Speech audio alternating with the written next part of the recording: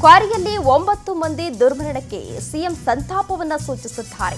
ಎಕ್ಸ್ನಲ್ಲಿ post ಹಾಕಿದ್ದಾರೆ CM DK Shivakumar. ಭಗವಂತ ಮೃತರ ಆತ್ಮಕ್ಕೆ ಚಿರಶಾಂತಿಯನ್ನ ದಯಪಾಲಿಸಲಿ ಅಂತ ಹೇಳಿ ಪೋಸ್ಟ್ ಅನ್ನ ಮಾಡಿದ್ದಾರೆ. ಕುಟುಂಬಸ್ಥರಿಗೆ ನೋವು ಭರಿಸುವಂತಹ ಶಕ್ತಿಯನ್ನ ನೀಡಲಿ ಅಂತ ತಿಳಿಸಿದ್ದಾರೆ. ಗಾಯಾಳುಗಳು ಆದಷ್ಟು ಬೇಗ ಗುಣಮುಖರಾಗಲಿ ಅಂತ ಹೇಳಿ ನಾನು ಪ್ರಾರ್ಥಿಸುತ್ತೇನೆ ಅಂತ ಹೇಳಿ ಡಿಕೆ ಶಿವಕುಮಾರ್ ಅವರು ಪೋಸ್ಟ್ ಅನ್ನ ಮಾಡಿದ್ದಾರೆ. ಆ ಬಂಡೆ ಕೆಳಗಡೆ ಎಷ್ಟು ಜನ ಕಾರ್ಮಿಕರಿದ್ರು, ಅಲ್ಲಿ ಎಷ್ಟು ಜನ ಕೆಲಸವನ್ನ ಮಾಡ್ತಾ ಇದ್ರು, ಎಷ್ಟು ಜನ ಸಾವನ್ನಪ್ಪಿದ್ರು, ಜೊತೆಗೆ ಎಷ್ಟು ಜನಕ್ಕೆ ಈಗಾಗಲೇ ಗಾಯ ಆಗಿದೆ, ಅವರಿಗೆ ಯಾವ ರೀತಿ ಚಿಕಿತ್ಸೆಯನ್ನ ಕೊಡಿಸ್ತಾ ಇದ್ದಾರೆ ಅಂತ ಹೇಳಿ ಎಲ್ಲ ಆಯಾಮಗಳಲ್ಲೂ ಕೂಡ ಡಿಕೆ ಶಿವಕುಮಾರ್ ಅವರು ಕೂಡ ಈಗಾಗಲೇ ಪೊಲೀಸರಿಂದ ಮಾಹಿತಿಯನ್ನ ಕಲೆ ಹಾಕ್ತಾ ಇದ್ದಾರೆ. ಡಿಕೆ ಶಿವಕುಮಾರ್ ಅವರು ಈಗ ಪೋಸ್ಟ್ ಮಾಡುವ ಮೂಲಕ ಒಂದು ಸಂತಾಪವನ್ನ ಸೂಚಿಸಿದ್ದಾರೆ. ಈ ರೀತಿಯ ಅವಘಡ ಆಗಬಾರ್ದಿತ್ತು, ಇದು ನಿಜವಾಗ್ಲೂ ಕೂಡ ತುಂಬಾ ದುಃಖಕರವಾದಂತಹ ಸಂಗತಿ ಅಂತ ಹೇಳಿ ಡಿಕೆ ಶಿವಕುಮಾರ್ ಅವರು ಒಂದು ಸಂತಾಪವನ್ನ ಸೂಚಿಸಿದ್ದಾರೆ. ಎಸ್ ಪ್ರವೀಣ್, ನಾವು ನೋಡ್ತಾ ಇದ್ವಿ ಈಗಾಗಲೇ ಡಿಕೆ ಶಿವಕುಮಾರ್ ಅವರು ಕೂಡ ಸಂತಾಪವನ್ನ ಸೂಚಿಸಿದ್ದಾರೆ. ಏನಂತ ಪೋಸ್ಟ್ ಹಾಕೊಂಡಿದ್ದಾರೆ, ಅದರ ಜೊತೆಗೆ ಏನಾದರೂ ಭರವಸೆ ಕೊಟ್ಟಿದ್ದಾರೆ, ಪರಿಹಾರ ಕೊಡೋದಾಗಿ ಏನಾದರೂ ಭರವಸೆ ಕೊಟ್ಟಿದ್ದಾರೆ, ಹೇಗೆ?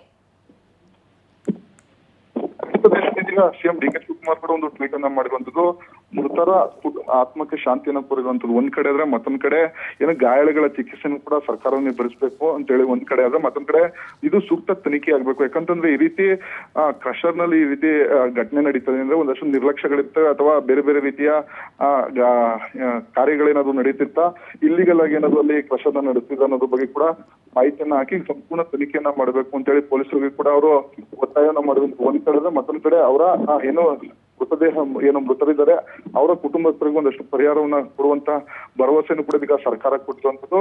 ಒಟ್ಟಾರೆ ತನಿಖೆಯ ನಂತರ ಇದು ಸತ್ಯಾಸತ್ಯತೆ ಹೊರಗಡೆ ಬರಬೇಕಾಗಿರುವಂತದ್ದು. ಮತ್ತೊಂದು ಕಡೆ ಸ್ಥಳೀಯರು ಹೇಳೋ ಪ್ರಕಾರ ಇದು ಅನಧಿಕೃತವಾಗಿ ಅಂದ್ರೆ ಸರ್ಕಾರದ ಅನುಮತಿಯನ್ನ ಪಡೆದುಕೊಂಡಿದ್ರು ಕೂಡ ಬೇರೆ ಬೇರೆ ರೀತಿಯ ಘಟನೆಗಳಲ್ಲಿ ನಡೀತಿದ್ದು, ಹಾಗೂ ಹೆಚ್ಚಿನ ರೀತಿಯಲ್ಲಿ ಇಲ್ಲಿ ಕ್ರಷರ್ ನಲ್ಲಿ ಕೆಲಸವನ್ನ ಮಾಡ್ತಿದ್ರು, ಅದು ಒತ್ತಡ ಆಗಿ ಈ ರೀತಿ ಆಗಿದೆ ಅಂತ ಹೇಳಿ ಸ್ಥಳೀಯರು ಹೇಳ್ತಾ ಇರುವಂತದ್ದು.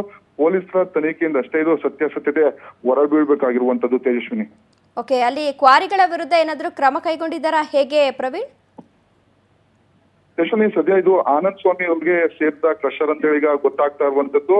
ಇದೇ ಆನಂದ್ ಸ್ವಾಮಿ ಅವರು ಕೂಡ ಬೇರೆ ಕಡೆ ಏನೋ ತಲೆಮಾರಿಸಿಕೊಂಡಿರುವಂತದ್ದು ಗೊತ್ತಾಗ್ತಾ ಇರುವಂತದ್ದು. ಅದೇ ಸ್ಥಳೀಯರು ಇಲ್ಲಿ ಹೇಳ್ತಾ ಇರೋ ಪ್ರಕಾರ ಇದು ಕಳೆದ ಸುಮಾರು ವರ್ಷಗಳಿಂದ ಇಲ್ಲಿ ಅನಧಿಕೃತವಾಗಿ ಅಂದ್ರೆ ಸರ್ಕಾರದ ಮಿತಿಯನ್ನ ಮೀರಿ ಇಲ್ಲಿ ಕ್ವಾರಿಯನ್ನ ನಡೆಸ್ತಾ ಇದ್ರು. ಜೊತೆಗೆ ಒಂದಷ್ಟು ಕಾರ್ಮಿಕರಿಗೆ ಹೆಚ್ಚಿನ ಸಮಯದ ನಿಗದಿ ಇದ್ರು ಕೂಡ ಅವ್ರನ್ನ ಕೆಲಸಕ್ಕೆ ಬಳಸ್ಕೊತಾ ಇದ್ರು. ಹಾಗಾಗಿ ಅದರ ಒತ್ತಡದಿಂದ ಆಗಿರ್ಬೋದು, ಜೊತೆಗೆ ಇಲ್ಲಿ ಮೇಲಿಂದ ಮಣ್ಣು ಕುಸಿತದಿಂದ ಗೊತ್ತಿದ್ರು ಕೂಡ ಕೆಳಗಡೆ ಕೆಲಸವನ್ನ ಮಾಡಿಸ್ತಾ ಇದ್ರು ಅನ್ನೋದು ಗೊತ್ತಾಗ್ತಾ ಇರುವಂತದ್ದು. ಹಾಗಾಗಿ ಪೊಲೀಸರು ತನಿಖೆಯಲ್ಲಿ ಸತ್ಯಾಸತ್ಯತೆ ಗೊತ್ತಾಗುವಂಥದ್ದು. ಯಾಕಂತಂದ್ರೆ ಮೇಲಿಂದ ಏಕಾಏಕಿ ಆ ರೀತಿ ದೊಡ್ಡ ಪ್ರಮಾಣದಲ್ಲಿ ಬಂಡೆ ಕುಸಿಯುತ್ತೆ ಅಂತಂದ್ರೆ ಯಾವ ಕಾರಣಕ್ಕೆ ಕುಸಿಯುತ್ತೆ, ಜೊತೆಗೆ ಕೆಳಗಡೆ ಸಂದರ್ಭದಲ್ಲಿ ಕೆಲಸಕ್ಕೆ ಮಾಡ್ಲಿಕ್ಕೆ ಯಾಕೆ ಅವಕಾಶ ಕೊಟ್ಟು ಅನ್ನೋದ್ರ ಬಗ್ಗೆ ಕೂಡ ಪೊಲೀಸ್ ಮಾಹಿತಿಯನ್ನ ಕಲೆ ಹಾಕ್ತಾ ಇರುವಂತದ್ದು. ಓಕೆ, ಧನ್ಯವಾದ ಪ್ರವೀಣ್ ತಮ್ಮೆಲ್ಲ ಡೀಟೇಲ್ಸ್ಗಾಗಿ.